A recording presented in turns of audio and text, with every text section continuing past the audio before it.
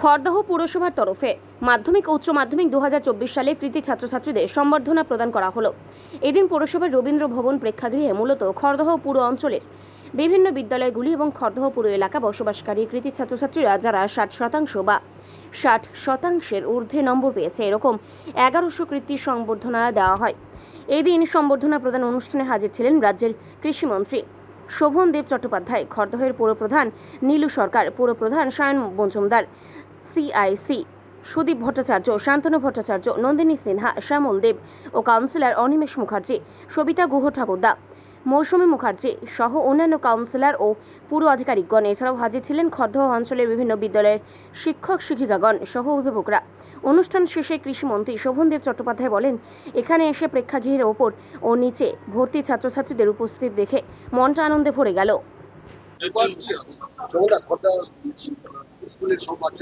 এখানে এসে আমি প্রথমত অবাক হয়ে গেলাম, ওপর নিচ সব ভর্তি।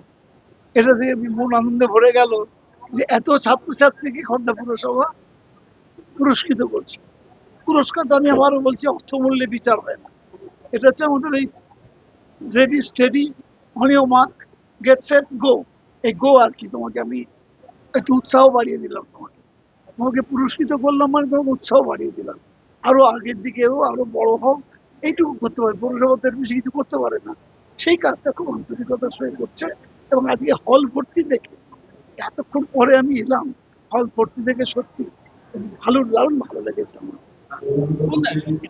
খুব বেশি সময় লাগবে না, ততটুকু সময় আমরা আজকে সবাই একসঙ্গে কাটাবো। ভবনাথ মাধ্যমিক রেডি হয়ে যাও, কিউতে দাঁড়িয়ে যাও।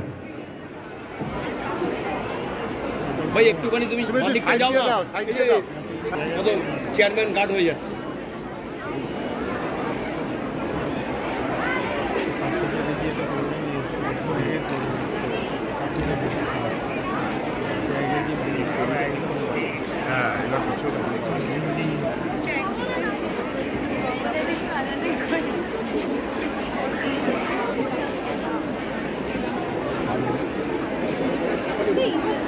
করোনা এই যে দিদিমণি